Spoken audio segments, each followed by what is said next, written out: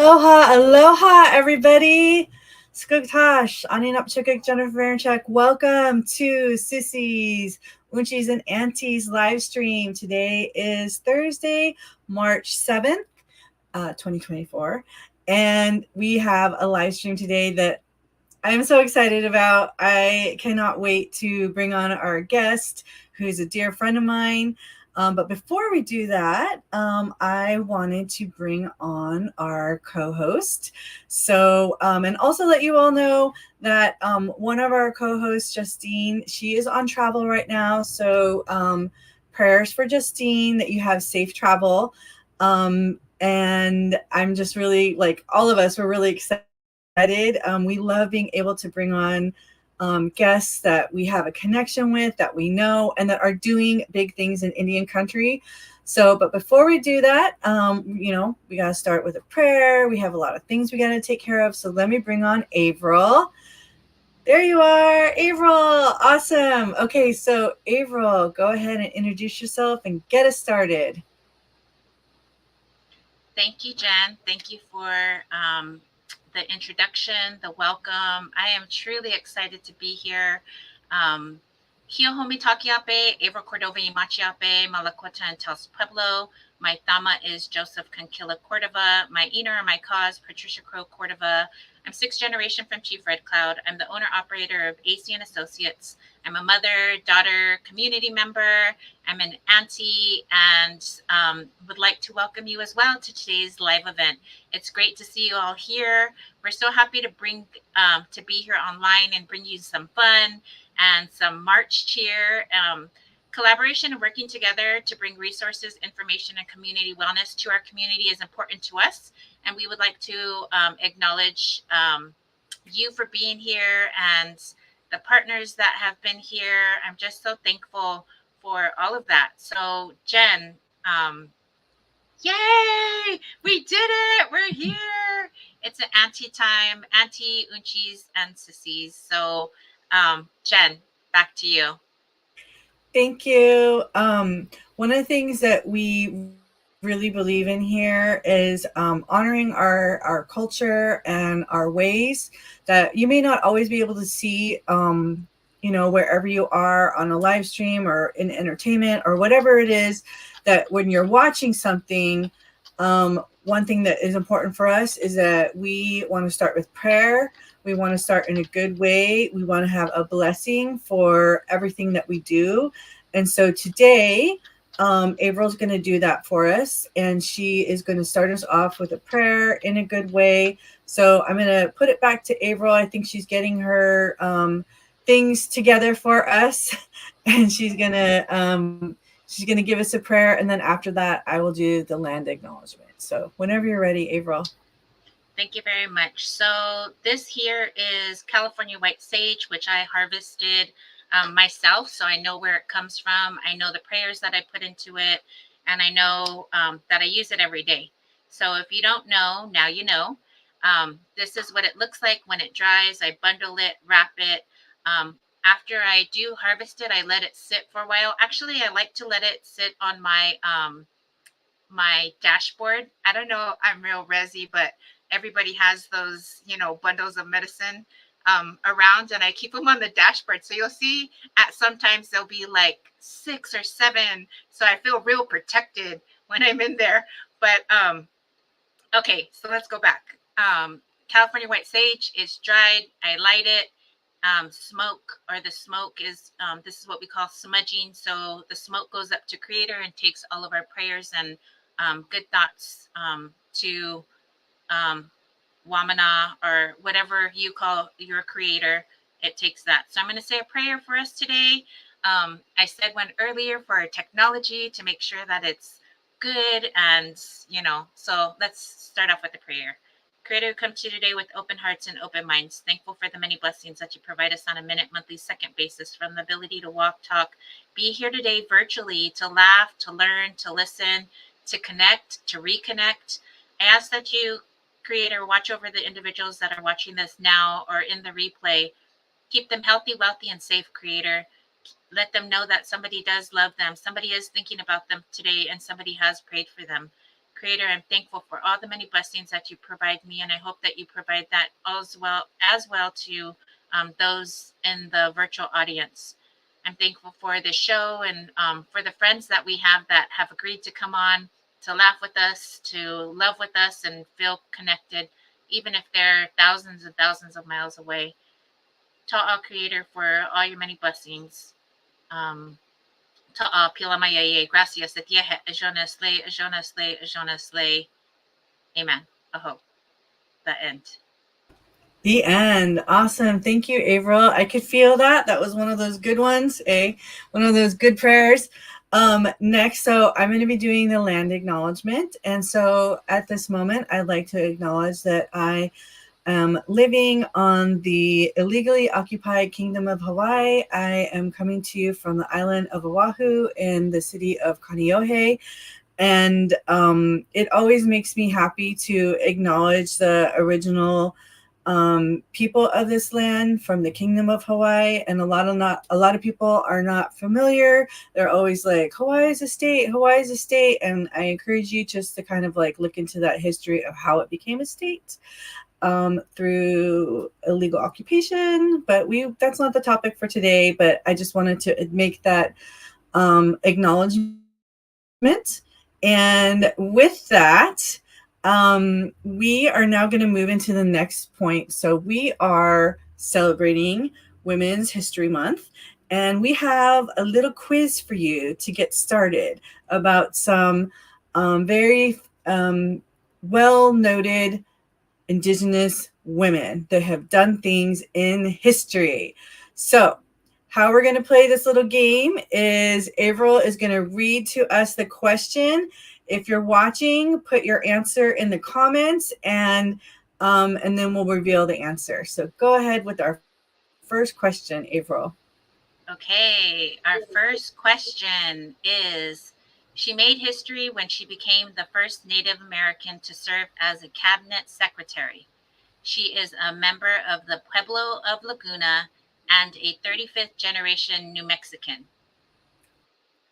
And your choices are 1, Secretary Deb Haaland, 2, Melanie Trask, 3, Cecilia Fire Thunder, and 4, Wilma Mankiller. What do you think the answer is? We'll give you about 5 seconds here, and then Ava will reveal the right answer. Go ahead.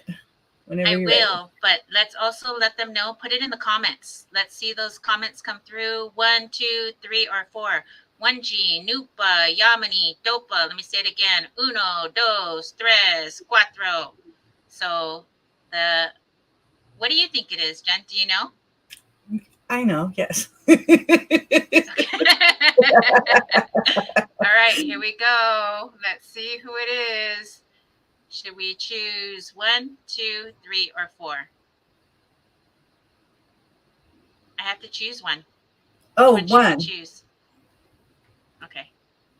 Ding, ding, ding! Woohoo! You won. Secretary Deb Haaland. Awesome. All right, let's go to the next question. Okay. A member of the Osage Nation, she was not only a trailblazer for Native American dancers, but is widely considered one of the country's most influential ballerinas of all time and America's first prima ballerina. Who do you think it is? So let's go with, I'm going to read the answers. Unfortunately, for number 1, I cannot clearly see it, but I believe it says Galina Ulanova. Yes. Number 2 is Margot Fortien. Mm-hmm. Number 3 is Maria Tallchief. And number 4 is Wilma Mankiller. And I have an idea. I mean, I think I know who the answer is. So I'm going to say my choice is number 3. Number 3. Let's see. Maria Tallchief is number 3. Woo! Nice work. Awesome. All right. Let's go to the next question. As an entrepreneur, advocate, and member of the Blackfeet Nation, she fought tirelessly for government accountability and for Native Americans to have control over their own financial future. During her life, she won countless awards, founded the first American-owned bank, and successfully won a class action lawsuit against the United States government. All right. Our choices are number 1, I believe it says Larissa Fasthorse. Number 2, Naomi Miguel. Number 3, Eloise, I cannot read the second name, Cobell Yellowbird Woman. Mm-hmm. And number 4, Wilma Mankiller. And I will choose number 3. Number 3. Boo, boo, boo. Yes, Yay! And awesome. I see here on Facebook that we have 2 people, Yolanda and Willie, that also picked number 3. Thank you for playing along. Yay. Shout Boo, out boo, to you guys. boo. All right, let's go with the next question. Okay. She is from the Sinkanju Lakota Nation, a 2020 MacArthur Fellow and award-winning writer, um, chore- choreographer, choreographer, Jen, Choreographer. choreographer, and co-founder of Indigenous Direction, the nation's leading consulting company for Indigenous arts and audiences. Her Satirical. satirical comedy, the Thanksgiving play, Playwrights Horizon Geffen Playhouse, is one of the top 10 most produced plays in America this season. She is the first Native American playwright in the history of American theater on that list. All right, and our choices are number 1, Larissa Fasthorse. Number 2, Mililani Trask. Number 3, Naomi Miguel. Number 4, Wilma Mankiller. And I'm going to choose number 1. Is there any comments? I know one There, of our. Willie's also choosing number 1. Okay, awesome. Let's see. Let's see. Number 1. Boo, boo, boo! Excellent. And I believe Willie actually worked with Larissa Fasthorse, so Yes. he kind of had an inside uh, an inside answer there, inside view. Okay, let's go. Keep going. Okay. They are a Native American actress raised on the Blackfeet Reservation in Browning, Montana, and Seattle. They are Piegan Blackfeet, Nez Perce, and European heritage. They earned critical acclaim for portraying Molly Kyle in the film Killers of the Flower Moon 2023. She became the first Native American to win the Golden Globe Award for the Best Actress in Motion Picture Drama and be nominated for Academy Award for Best Actress. All right, our choices are number 1, Lily Gladstone. Number 2, Naomi Miguel. Number 3, Mililani Trask. And number 4, Misty Upham. While everyone's thinking, don't forget the Oscars are this Sunday. If you're in Hawaii, it starts at 1 p.m. So I'm going to pick my answer, which is number 1.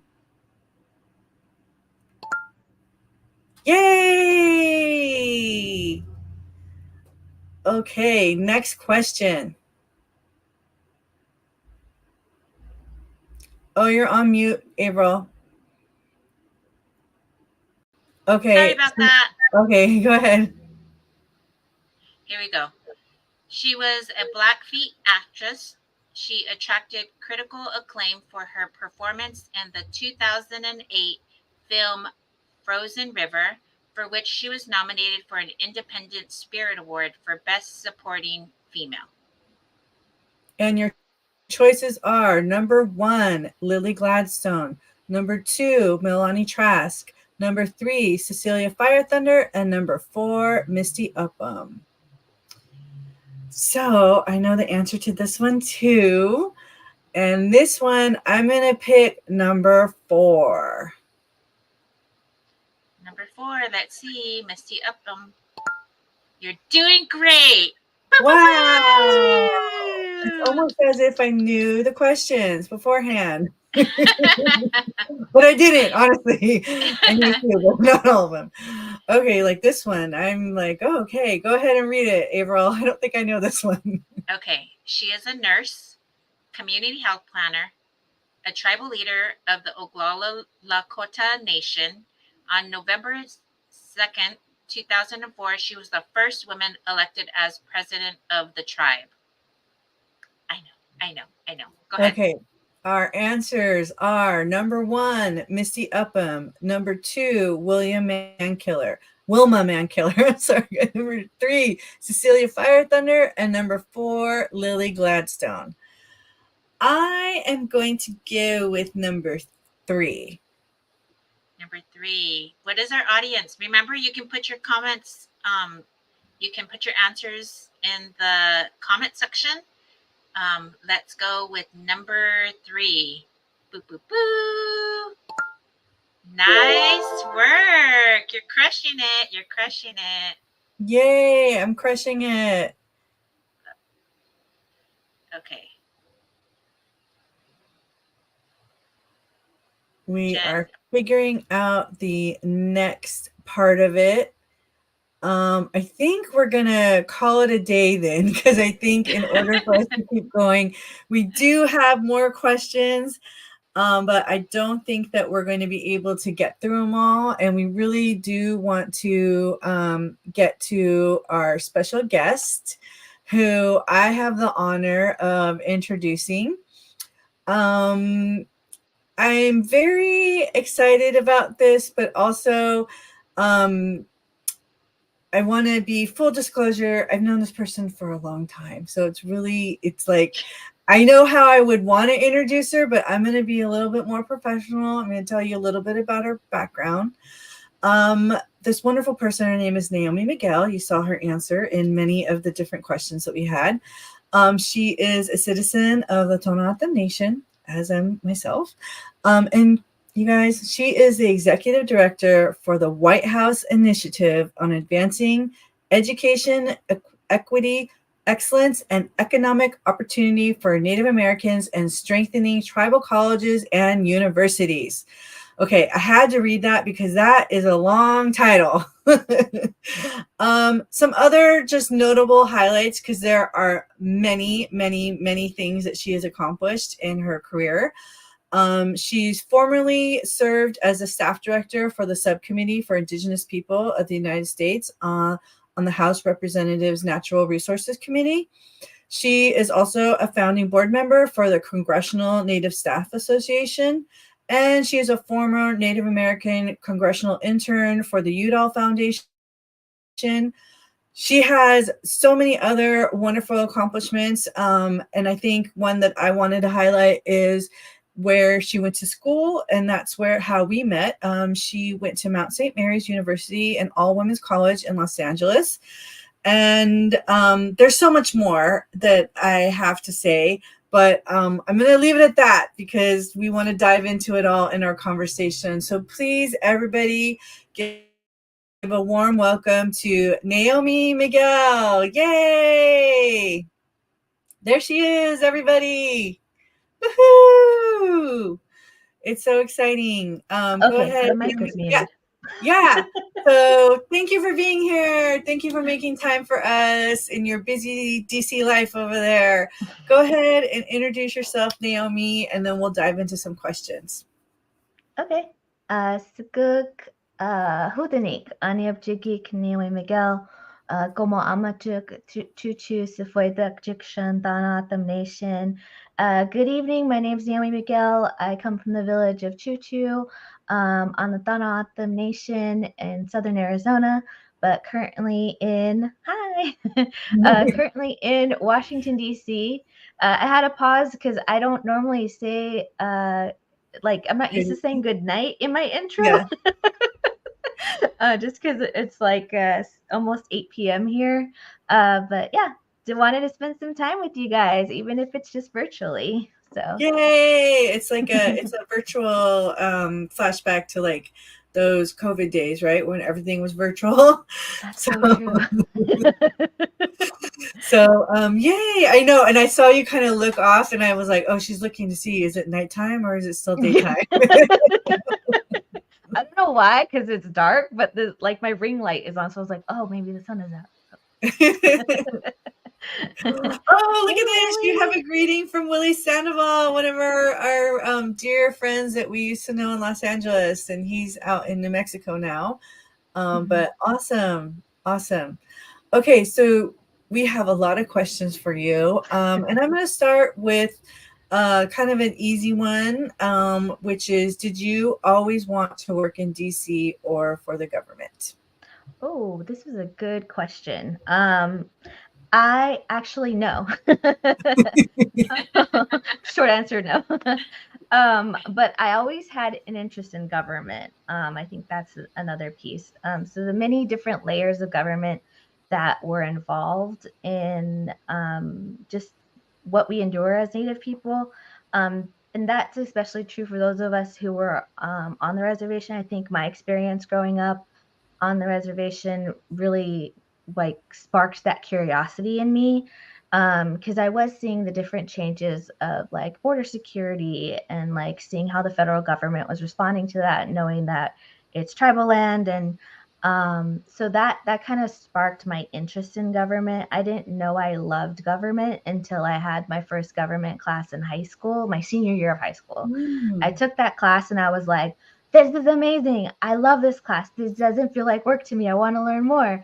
And that just kind of like has been the driving theme of like learning more in my entire career. I think that's just been kind of the theme of it. But my interest specifically in DC and the federal government actually began in my college years. I participated in a program at American University called the Washington Internships for Native Students. It's called the WINS program. Shout out to all the WINS alumni. There's a lot of us. And that actually sparked my interest in wanting to think more about like the federal government and what goes on here at DC, decision makers. That's really what kind of changed my thinking. And a lot of alumni and people that I met from that summer, that was like 2007, 2008, are all like really big people in Indian country now. They're like CEOs, they're partners at law firms, they're president board members, you know. So it was really cool to kind of have that experience when we were younger, but also know that that was also like the tipping point for all of us to want to get more involved. So yeah, that's my answer. Thank you for sharing. I was thinking while you were talking, I'm like, it would have been funny if you would have said, no, next question. So Yeah. I keep looking off because I have notes so I won't forget anything. And so that's literally my thing was like, no, but long story. no, that's great. And I remember you as a WINS intern, and meeting all those WINS people, and yeah, like crazy. They're all like big shots now, like big deals out in Indian country or in the government doing big things. Yeah. And every now and then I'm like, oh yeah, I do know someone who works for the White House. That's crazy to me.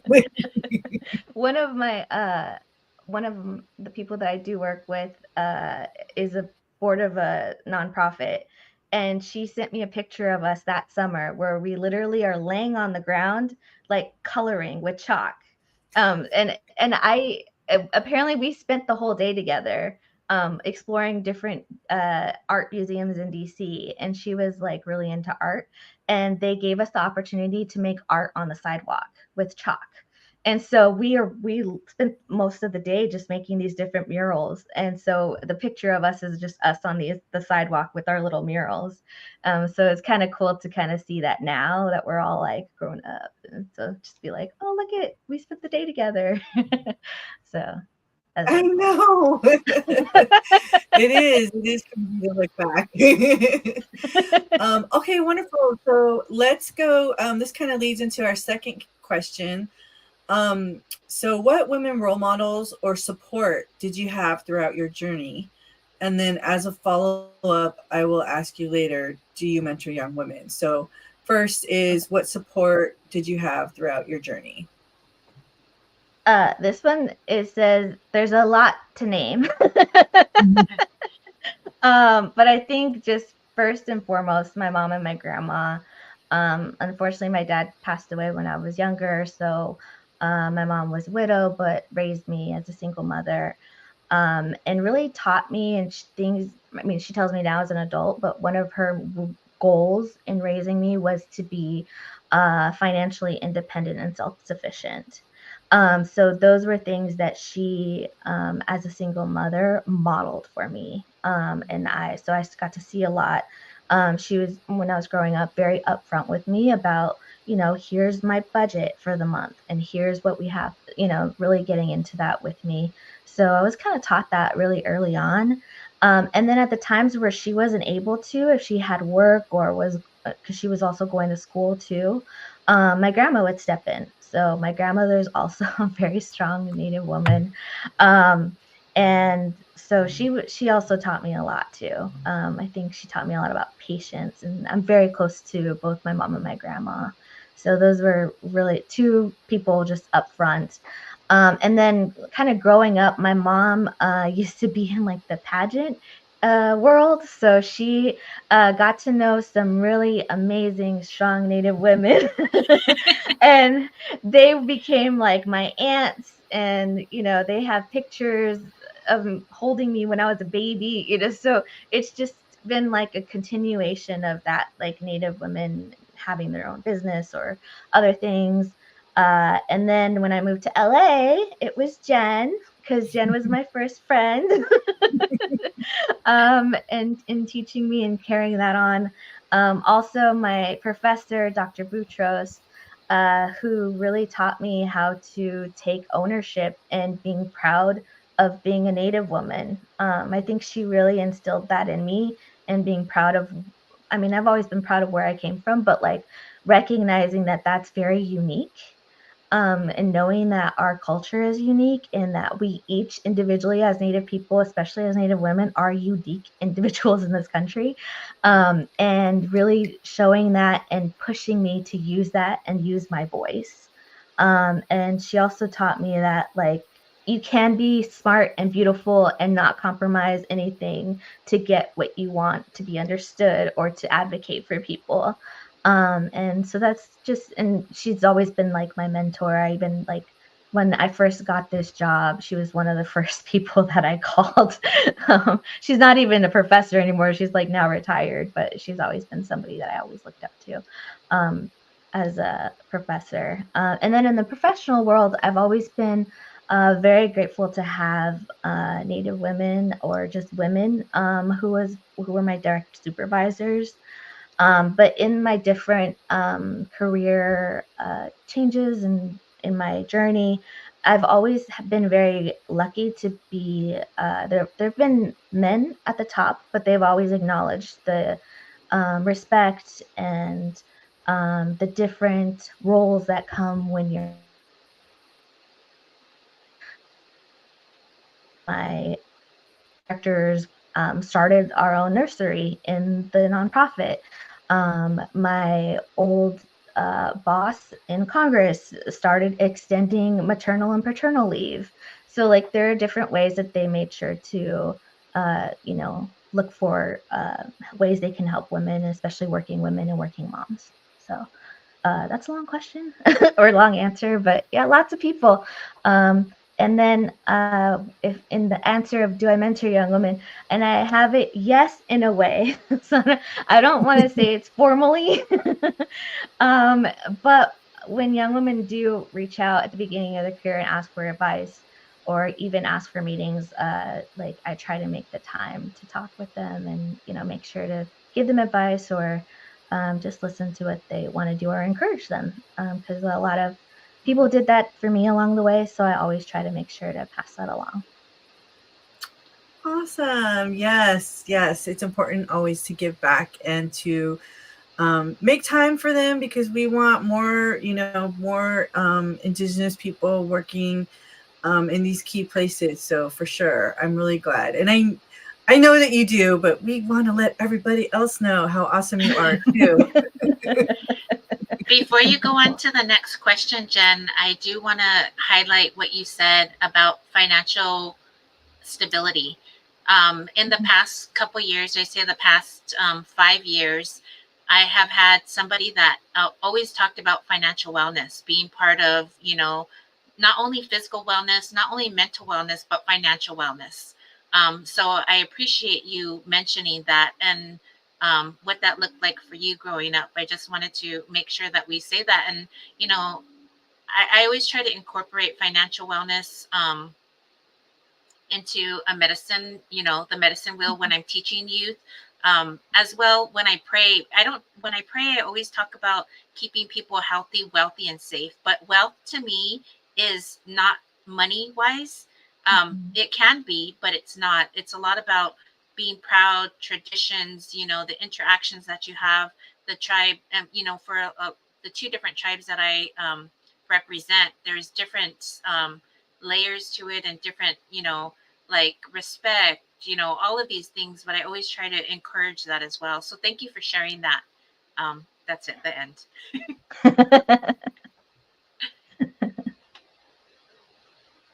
Oh, Jen, you're muted, or we can't hear Thank you. you. Yeah. I was going to say, I think a lot of people would benefit from, following in your mother's footsteps of like sitting you down and like showing you and not keeping that like a hidden thing or secret. I think that that is amazing. And also the fact that she even had a budget, like I know a lot of households, they don't run on a budget. And so kudos to your mother Nellie for really like instilling that in you. I think that's really beautiful. Yeah, it was definitely a really eye-opening thing. And she went through. She was like, "Here's my bills. Here's how much we have left over." Like, the thing that you wanted to get. Then that got in. Yes, that got into the whole speech of like, do you want it or do you need it? Like, let's make a list of those things. So yeah, those really good things that I now repeat. Let you do when you're older. You sound like your parents sometimes. So. Yes, we all are slowly turning into our moms. So, okay. So our next question is, how does it feel like being a Native woman working in DC? Oh man. Oops. Hold on. Can you still hear me? Yeah, we can hear Okay, you. perfect. Okay, just switched audio stuff. Um, so I have a short answer. It can be a lot. That's literally what I wrote. But I mean also to put it more perspective on DC and being a Native woman. We just had our first women in Congress in 2019 and our first cabinet member in the federal government in 2021. And these are very recent things that have happened. And this government has been here for 2 centuries or 3 centuries. So, like that, I think, just to put the perspective of what it is like being a Native woman in DC, um, that's kind of like it's a lot. Um, but I will say I have been very lucky to find really great Native women who were working in Congress with me or also working in the federal government. And so I've like kind of developed this like unofficial like little network of Native women that I really reach out to or talk to, or we make sure to utilize each other for support or even like check in on.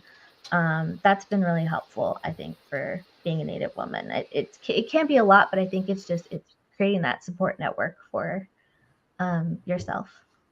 So, but I also have, I always say this Jay-Z quote, and I forget which song it's from, but it's like, that ain't enough. We need a million more. So, like, it's just me and a couple of people that I know, but we need a million more Native women to be here to advocate for all of us. So, Yeah, for sure. I love that. I don't know that song, but I agree 1,000% with that. We need a million more. Okay, next question. Um, is it important to you to go back home and find your medicine or continue your medicine? And then how do you ground yourself? short answer is yes. And I put an exclamation point.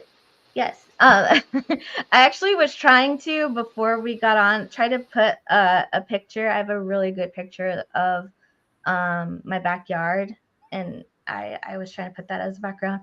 But I do make sure to have it as my like phone screensaver, as just like a reminder of like home, but also a reminder of like just being that connectedness to land and like just the beauty that is in the desert, or at least what I feel when I go back home. So yeah, I really do think it's important to go back home and remember why you're here, remember why you're doing the work.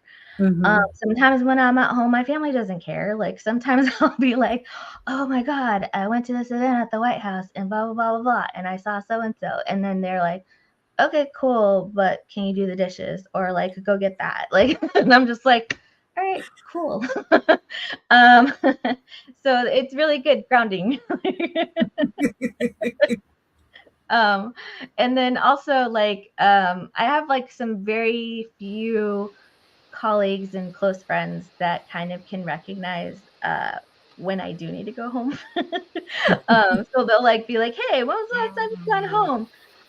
And then even I'll say when she was a congresswoman, Deb Haaland would say that to me too when I'd see her. She'd be like, "Hey, when's the last time you went home?" And so it always felt really nice to kind of respond to her and be like, "I just went this weekend," like, or just came back yesterday. And I tell her about my grandma or whatever I did. So that was really nice too. And then I'd ask her that too, when's the last time you went home? So, just making sure you're keeping that connection. And then to ground myself, it depends on, what I feel like I need. Sometimes it's like going to a national park or going on a walk. Sometimes meditating, sometimes it's journaling, or even just like calling back home and FaceTiming my grandma, even if I just see her forehead most of the time. but yeah, just little things like that, to make sure I'm staying connected. Could you, because not everybody is familiar with the Donatham Nation, so can you tell people or describe to people like what it looks like? And the reason why I'm asking is because a lot of people, of course, our main audience is Indian country, but we want people to know that like not everybody is in teepees and like tall trees and woodlands. So tell us a little bit about what does it look like when you are back home on the reservation. Okay. So, Thano Atham, Thano means desert in our language, and Atham means person or people. So, like, it's kind of like desert people. So we're in southern Arizona along the U.S.-Mexico border. Our reservation is equivalent to the size of Connecticut. Also, we have 3 like satellite pieces of reservation or parts of reservation that are throughout the Phoenix area, Tucson area, and also like over in Florence, Arizona too. Obviously, before the U.S. government came in the Gadsden Purchase, our homeland was all the way down to the Gulf of Mexico. So we do have a tribe that's on the Mexico side of thing that's recognized by the Mexican government. My grandmother on my father's side is from that side of Autumn. So I do have family down there. I always try to make sure to acknowledge that. And the landscape is, we have mountains. My particular village, it's named Choo Choo because that means the land of or area of many caves. So our mountains have a lot of caves in them. And so it's desert, so it's sandy. We have different wildlife. There's roadrunners, rabbits. I saw a mountain lion at one point. So yeah, you get like other desert animals. So the land is kind of bare, but there's also a lot of trees, mesquite trees. Closer to the mountains, you have cacti. Yeah, so just kind of brown and green, but sometimes in the springtime there's different wildflowers that bloom when it rains a lot. And then also the cacti fruit, we eat that too. That's kind of our indication of the new year. So yeah, it's really cool. Awesome. Thank you. Yes, I was visualizing everything, and I was also thinking we got a lot of toads too, or frogs. Yeah, the Sonoran toad, which is on the brink of extinction, but Oh, I yeah, didn't know that. Yeah. Weird wildlife stuff I know from my last job. Yeah, I remember the first time I was on the reservation and it was raining and it was nighttime and we ran into town and we came back and there were like literally 20 toads like that we had to cross to get into the front door and that was definitely like my heart was pounding and they're like everybody's used to them, not me. Okay, so we have a fun question, and then after this question, I think April, you can ask the remaining questions, or we can go back and forth. But our fun question right now is, what song do you have on repeat right now in your life? um, so my answer was like trying to be like, oh, it depends on the day. But then I was like, let me be real with myself. It's probably Beyonce. And then I went back and I checked my Spotify like top 2023 songs, and it was hold on. I'm reading my little notes. Oh, Hold Up by Beyonce was like my most played song last year. So yeah, Nice. Beyonce is usually like my hype music when I need it. So obviously I needed a lot last year. Yeah, And I'm That Girl is loving that. also a hype song. The new song, I love it. I love it. The country song, I think it's great. I'm almost motivated to try and learn one of those dances that everybody's doing, but not enough. I just like admire it and just kind of move around with it. You have to show us the dance one time. Maybe one day.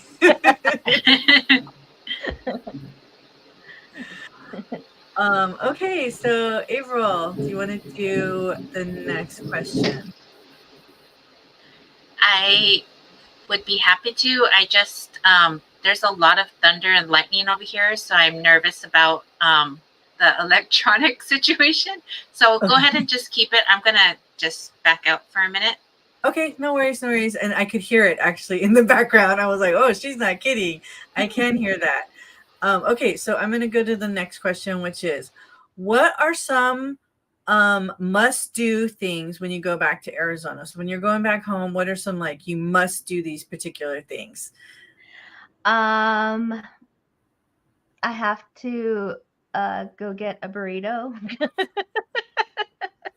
It could be a breakfast burrito. It could be in a cheese burrito. It's like some type of burrito, and rice. On the serious side, like I always, even when I left for college, made it a point to come back and see my elders in my community. It's a big lesson, so always go see your elders. If my mom would tell me if they were asking for me, that I had to go visit them, so that would always be something I would try to make sure to do. My grandma is now the elder of our village, so I always make sure to see her, even if it's when I get there, because usually if I go for work, it's harder to schedule that. But as long as I get to see her a little bit, I make sure to do that. Um, yeah. So, and then also just enjoying being home. So just like going for a walk or, visiting family. Yeah, for sure. I think it's, of course, I was thinking in my head, I'm like, you got to get to that parking lot to get the burrito woman. So, There's uh, 2 or 3 different places I try to hit up when I'm home. yeah, I'm just talking about like the sales area, and I know you're in a different location, but like, I was like, that's probably what I would do is got to get over there, get some red chili, get some burrito, anything having to do with food. Yeah, Uh, definitely. okay. Can you share with us your educational journey and how did scholarships play a role in your educational journey, if at all? Oh, okay. So, I mean, I grew up on the reservation. So I did Head Start on the reservation, but my kindergarten through 12th grade was off the reservation, in public school, in Cascade, Arizona. So I did my K through 12 there. I also did take some college, community college courses nearby.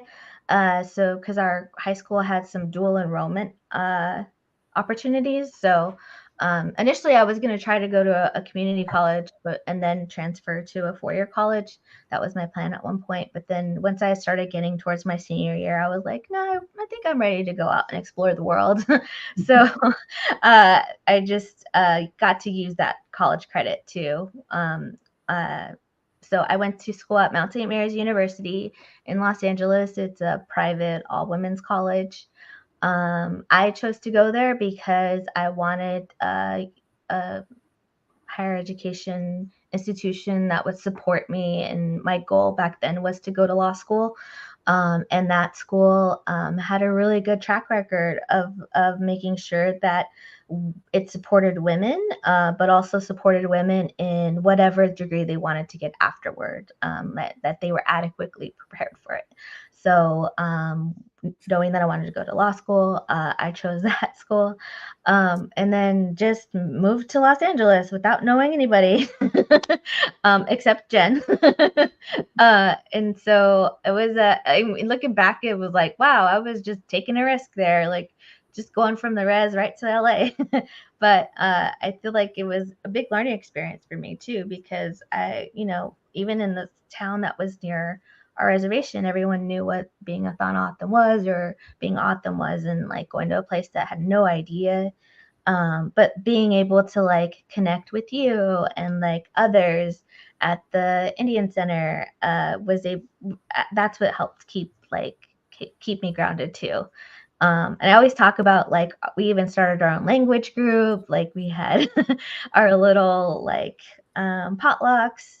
And I liked it because I got to get the food after the potluck, being a college student. So yeah, I mean, I look back on that, and and all the elders that were Autumn that lived in LA became my elders. And so my mom was always like, you don't miss home as much as I thought you would. And then she realized, like, oh, you have your own little like family over there. So yeah, that's how I did college. I did do 1 year of law school. That was really stressful for me. And also I was very young. So I was like, I don't know if this is for me. And then I worked for a little bit trying to figure out if I wanted to get my policy degree or go back to law school. And then I did American University's master's program. I couldn't choose at the time whether I wanted a master's in public administration or a master's in public policy. And American University had a program that had both. So I was like, hey, this is really great. And it was an online program because I didn't quite want to move out of LA at that time. And I was also, it was for working professionals, so I could still do my job. So I was able to meet some of my classmates virtually way before it was cool.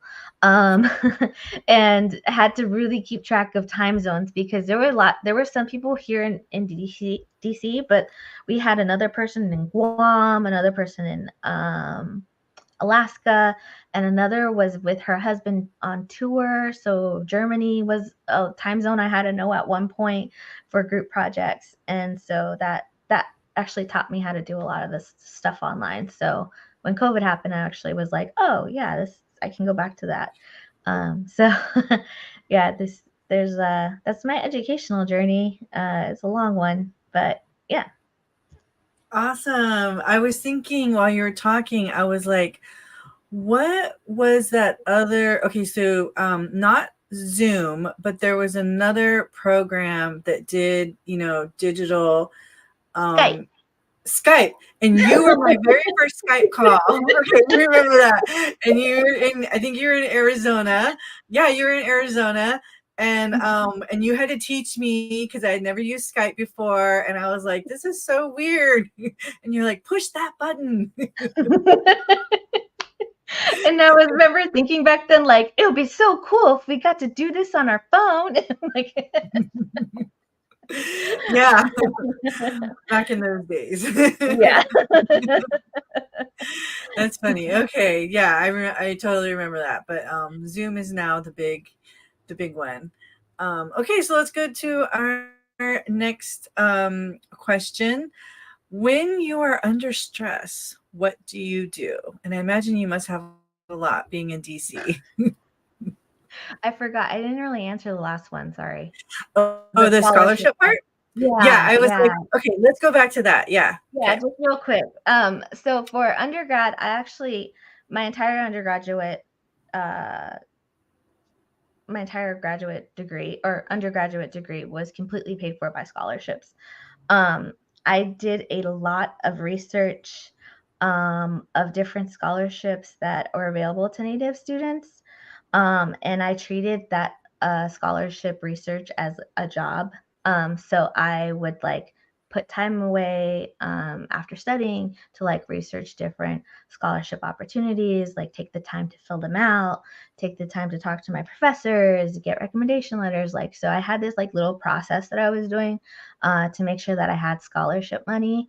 And then also just reaching out to non-native programs too, of looking at scholarship programs and just putting your name in there and putting it out there. And eventually you get the flow of what you need, or you want to tell your story too. So yeah, my undergraduate was all scholarships, which was amazing. My graduate degree was a little different, and so had to like take some loans out. So yeah. So I think I put that out there just to say like it is possible. And then also too, it was really great to have the support of my tribe too. So also encouraging you too, if your tribe pays for your college degree or any other degree, take advantage of that, and just go learn. For sure. Yeah. Scholarships. It can be, I've known people that have been able to finance their whole entire college degree off of scholarships and even making a little bit more just to have like some spending money. But it is a full-time job. Like you really got to do your research. There's a lot of applying, but I feel like I didn't go through that, but I feel like that once you kind of do like 5 applications, you kind of like, exactly what to do. Just like cut and paste. Or back then, well, yeah, never mind. All right. I was like, for me, it wasn't cut and paste, but that's like 2 decades before you. But nowadays, yeah. Great, awesome. Yeah, no, I love that. And I would encourage everybody, look into that. It is very possible. We have an example right here on screen who was able to do that. Okay, so now we go back to our question of when you are under stress, what do you do to help yourself? How do you deal with that? Yeah. So it depends on how much time I have. And I'll kind of say one of my friends who was a father one time, because I think I was just asking him like just as when he was a parent. I was like, how do you manage the stress? And I remember at one point he was like telling me, he was like, it's just those 3 minutes that you get to yourself where you just kind of have to like think or take a breath and then move forward. And I was like, I never knew what he meant by that, until I had this job where I have back-to-back meetings. So if I'm able to like get 5 minutes, I really just like either like focus on my breathing, try to do quick meditation, or I mean, I really love music. So like I'll listen to a song and that will be like my break. But if I have longer than that, I try to like really settle my mind down and like meditate, or like just depending if I have longer time. So if I have a weekend, I make sure like I make time for myself. Taking things a little slower is what I always try to do now. And then when I worked in Congress, and those days were really, really fast paced, sometimes it was just watering my plants and taking 2 or 3 minutes just to like go water my plants, talk to them, tell them to grow, and then, get back into it. So music's a big part of what I like to do or listen to, or really like I find encouragement in music. So I always listen to music too. Question, which is going back to music. Do you find playing instruments at all helpful? Or are you able to do that? Yeah. Yeah. So I've, forgot to mention. Yeah, I play saxophone. For those like, that I know, but they don't know. no, I was just gonna say that. So I come from a musician family. Everyone plays in. Yes, I do karaoke, Willie. I'll go through my go-to songs in a bit. But my family, we all play an instrument, with the exception of my mom. She always says like, I didn't want to learn how to play. So yeah, I play saxophone. I also play guitar and bass. Although I wouldn't claim that I know how to play them. I have to still learn on that. But saxophone for sure is just always my stress reliever too sometimes. And then also to answer Willie's question, karaoke, usually my go-to is No Doubt, I'm Just a Girl. And yeah, just trying to be around music. And that one song about feeling the rain on my... Oh my God. Natasha Bedingfield. Oh gosh, what is the name of that song? I don't know. Feel the rain. I can feel it for you. I don't remember what the name of it is. Unwritten. I just sang the song in my head. I only know that because of you, because I know that's one of your songs. But that's like an old, long time ago song. Side note, that was a part of my old, like I had a band at one point. Like there's a lot of things that I've done. That was one of our songs. And then Willie wants to know if you're a Swiftie. Okay, so I'm gonna have an unpopular opinion. So I love Taylor Swift's first album when she was country. This is a little thing, and I'm gonna take this to me, and no matter what anyone says. So Taylor Swift, this is back when MySpace was around, and so her first album at that point in my life back then was like, this is like my life. I love this. And so I went to my little MySpace account and like found her on MySpace and was like, your album is great. It really speaks to me, blah, blah, blah, blah. And she wrote back to me and was like, thanks so much as a fan. Yeah, I swear that it happened. People were like, it was her manager. I'm like, no, I'm pretty sure it was her. Like, nobody knew who she was back then. Like, it was a long time ago. But yeah, I always hold that like so true to me. So definitely a fan. I don't know if I'd be as far as to call myself a Swiftie, because I think once some of her other albums that came out, I didn't really keep up with it. That's just me being a music fan. Like, do I know the songs? Yes. Do I like them? Yes. But do I know the albums? That's like my level of like calling myself a Swiftie or not. So I could be like an honorary Swiftie because I know the whole first album. The other albums, I'll get to them. Like, but I do like her singles that come out. And I appreciate her dedication to music and how involved she is in writing and doing all that. So yes, I'm a fan. Awesome. Yeah. See, that's how serious I take being a fan of music. So like you also introduced me to Taylor Swift because you're like, you have to listen to this young woman, and so I did, and I liked it, but she was more country in the beginning, and country wasn't really my jam. When she crossed over to pop, that's when I really got on the Taylor Swift. But now that I have aged, I do know her singles, but I also don't know the album. So, yeah. But I do. I love her music. It's great. Okay, our next question. How do you share big news? So I wanted to ask for clarifying, like what does big news mean? Like I guess that I didn't know what that meant. Anything that like you're excited about, like a promotion, or even like being able to meet somebody and sit next to them on the train.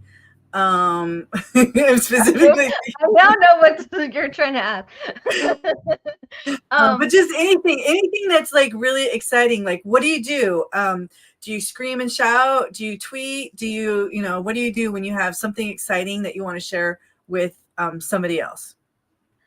I'm laughing because for this job as a political appointee, I wasn't allowed to tell anybody. during like I just couldn't tell anybody, which was hard.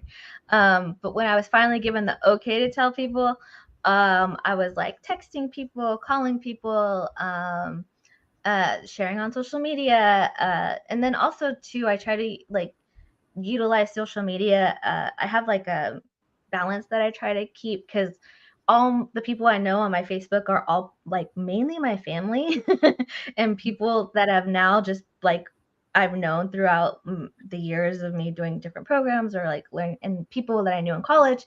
So like my Facebook has become like a weird jumbled up pile of people of like my family, but also like acquaintances or colleagues and then like even people I've worked with. So it just become like a big mush of a lot of different pieces of my life. So if I have big news, I'll share it on Facebook for everyone to know. But if there's specific things that I do know or that I want to share, it's like I will literally call people or like text them directly to tell them different news. Yeah. So just kind of doing stuff like that. But I always like I'm also kind of a private person too. So there's like different things that I do like to share with everyone, and then others that I'm like share with like a close circle of people that I have that are really close to me. So Yeah, for sure. And also like the news that you have, like it, if it's something political, just kind of like how you're talking about when you go back home and they're like, okay, that's great. Can you go do the dishes? Like they may not see the significance. So you want to share it with someone who like fully understands like the significance of whatever it is that you're sharing. So yeah, that's true too. Like one time I was on a flight from New York to DC and I saw Ari Melbourne like when I was getting on the flight and he was in first class and I was like, "Oh my god, it's Ari Melbourne." And but if you don't know who he is, he's like a huge political commentator on MSNBC like and so there are certain people that I would share that with and others that I would say that with and even with like RBG stuff, like I would share things with some of my friends and they'd be like, "Who is that?" And I'd be like, "All right, when are you free next? Because we're gonna watch a couple of documentaries. Like, it's important for you to know who this person is."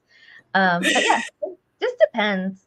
Yeah, and if it's like really cool things that I'm able to do, sometimes I'll go live. I use that very rarely, just to show. Like, I think I went live. I don't remember last time I went live, but I feel like it was during something pretty important that was happening here in DC. what about I don't think you did, but the White House Christmas? Oh yeah, I was able to go to the White House to look at the Christmas decorations. I took my mom and a really close friend. I didn't go live there though, but I did have lots of like pictures and videos that I took to share with people. I always like to share with my grandma too. So when I go home, I always like show her different pictures. When my grandpa was alive, I would send him. I actually would send like Walgreens or CVS, like the photo thing. I would send like photos that I took, and I'd send them to those places, but near my house in Arizona. And my mom would go get it and then like share it with my grandpa or my grandma, just to show them like what I've been up to or what things I've been doing. So, yeah, they're just trying to make sure to keep them included too. Yeah, totally. All right. Next question. Does your faith or traditional doings play into your life? Um, I'll just leave it at that. Yes.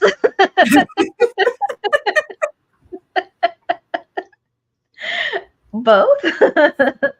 I say both because I don't like I view things I view it differently. Like there's like your traditional like traditions that you have in your tribe. So definitely keeping that intact. And then also there's like regular like Christian things, or I'm Catholic in that sense. So I view them both as separate, but equally important. And I know that other people believe different things, so very respectful of all of that. But I like to also I just have a very also maybe multi-layered view of religion, and being respectful of religion. So like I mentioned before, I meditate, but sometimes I'll do yoga, sometimes, just like different things to really stay connected to myself, but also stay connected to creator. And I think there are different ways you can find creator, and some of that is through music, sometimes it's through singing, in just different ways. And so acknowledging that and being respectful of that, but also finding our creator in different ways and also in different people. So always try to remember that too as well. Awesome. Okay. I love it. Do you feel that like being I agree also about the multi-layer, and there's two separate things but equally important. Do you feel that your faith in with the Catholic Church has formed you or helped you on your path, on your journey from a young age? Yeah, you froze a little bit, but Oh, yeah, I think sorry. there. No, I mean, my family is very much Catholic, so we do a lot of like rosaries and praying together. Most of my like childhood was doing a lot of prayer in that way, and also going to pray for other families too, in our tribe. So it's a lot of like, yeah, traditions based on rosaries and just the belief of that too, but also And honoring my own traditional stuff. and was there anything significant that had happened to you when you were a baby that kind of like unless you want me to just outright ask it. We could just say People, Naomi Miguel has been blessed by the Pope. And I would love to hear more about, like, I know that there's a picture that was in the newspaper. And I just think that that's just like such an amazing thing, because look at where you are now. Like that, like so fortunate. I just think that is amazing. And I just wanted to share that with everybody, because obviously, being blessed by anybody is wonderful, but she got it from the tippy top.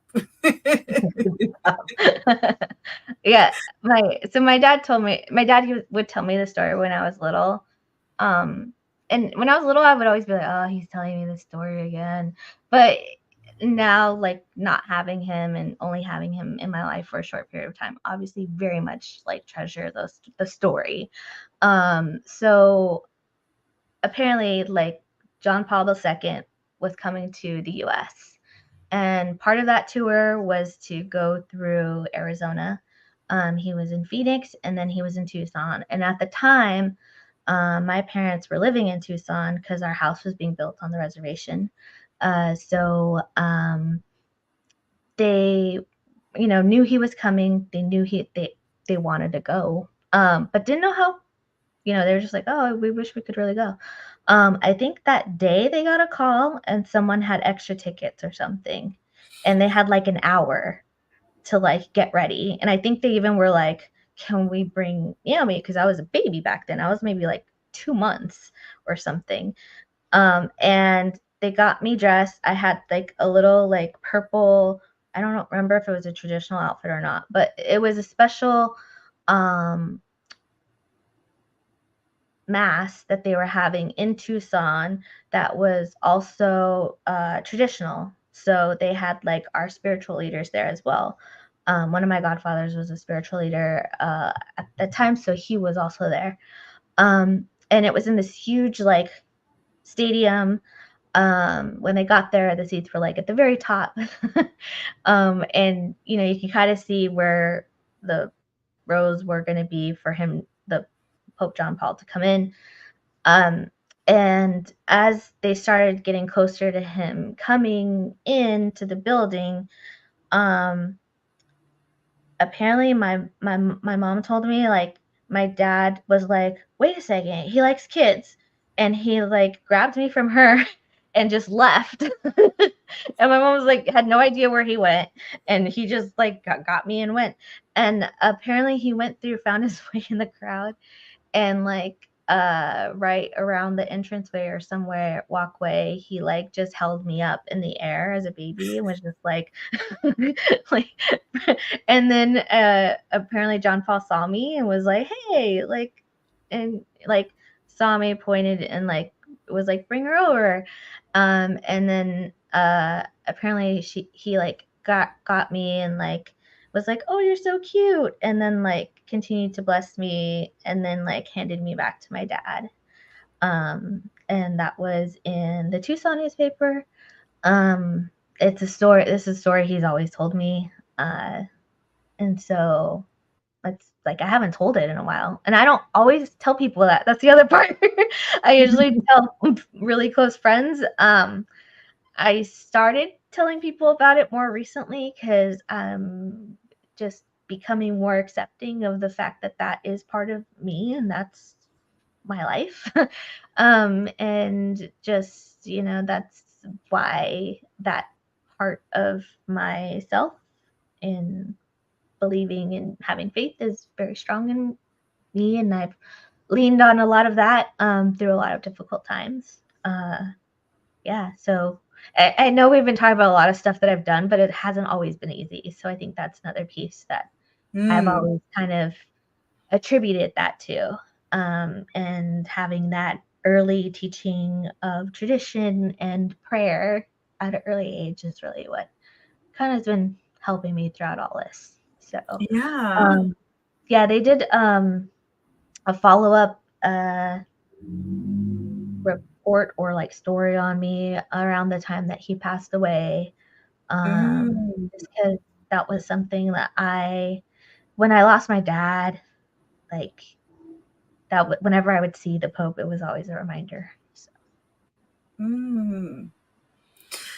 Wow, heavy but beautiful. I was gonna say that, in doing our research on you, myself, Avril, and Justine was able to locate the article on you on USA Today.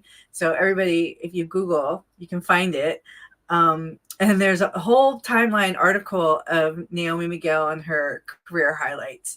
And, being that I've known you for as long as I've known you, and then I know that that was a part of your history, that was something that, like, I guess is just a part of it. But then hearing from two people that don't know you as well, they're like, what? She was blessed by the Pope? This is like amazing, And so I was like, oh yeah, she was. That's right. Okay. Well, I mean, you knew that about me because we're really close, and like I only told close people. It's not something that I go around talking about a lot. Yeah. But I think even for that article, I was like, do I want to put this in there? But it was also a weird time because they were like, put everything in your life in chronological order that has happened to you that has led you to this place. And I was like, there's been a lot of things that didn't lead me here. Do I need to put those in? But their direction was like, what has helped develop you to be where you are now? And I think that for me was always a foundation. And a ground, where we were talking about grounding, I think that's what is always a grounding place for me too. And I get it too on the Native side of things. Catholic Church has not always been that great to us. We all have stories about that too. So I also respect that too. If that's a belief or that's, your prerogative or view that you want to have too, very respectful of that as well. So very much. Yeah. For sure. I just wanted people to know because I want, if anyone's ever wondered, has an Indigenous person been blessed by the Pope? Yes. I wanted to be able to share that with people. So thank you for allowing us to share that, and thank you for putting it in making that decision to put it in the article. I think it's wonderful. So now we are down to our last question. We're getting ready to wind down here. Are there any routines that you do that help you separate work and home life? Oh, yes. um, when I was in Arizona and LA, it was very easy for me to do that because you have the long drive home, or in LA, you're just in traffic. So like that was always the big separation of work and home. When I moved Mm, to DC, I made the choice because I didn't want to commute that much, to live close to where I work. So like I don't live too far away from Congress. mm, So it became a little harder for me to separate the work from home. And then plus like DC is very much like personal and professional connections that you're going to have. So I've tried to really be more mindful of that. When I was in LA, I would come home and I just like lay on the ground. I had this like neck holder thing and I just lay there for like 5 or 10 minutes or even 15 minutes just to like make sure I knew I was home. Um, when I would come home here in DC, sometimes I'd sit in my car for like a 5 or 10 minutes just listening to music.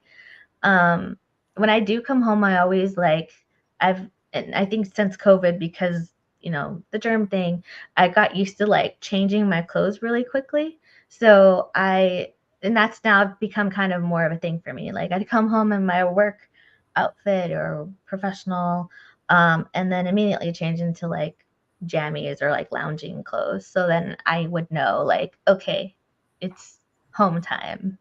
We don't have to work. Um, so like for this too, I was gonna come in my work outfits, then I was like, no, I'm just gonna do casual. So I just threw this top. I left the jewelry on. That's another thing I did start doing was like I'll put my jewelry away. Like I'll specifically like take it off. mhm. So I would be more mindful of like, no, I'm at home. I'm here to relax. So that's Nice. what I do. Or sometimes I'll even light a candle, like just Hmm. make sure I'm making it homey or feeling homey. Yeah. That's right, homie.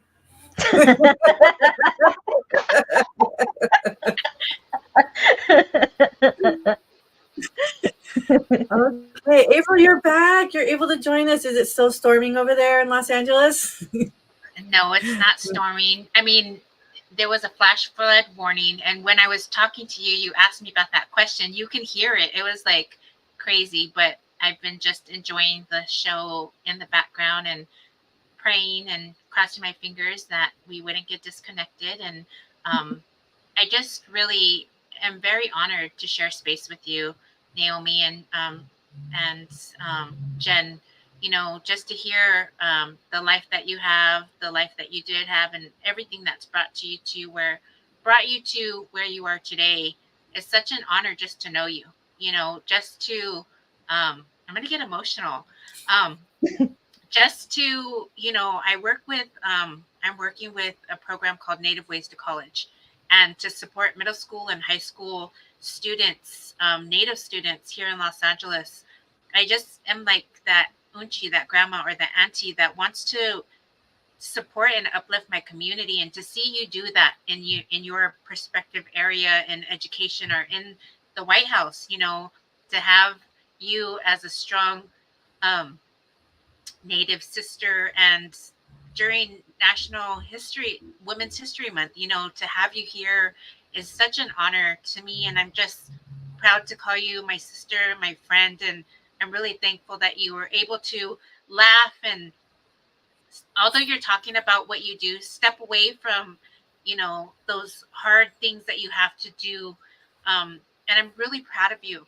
I'm just really Mhm. proud of you. But um, like rain, we need it to grow.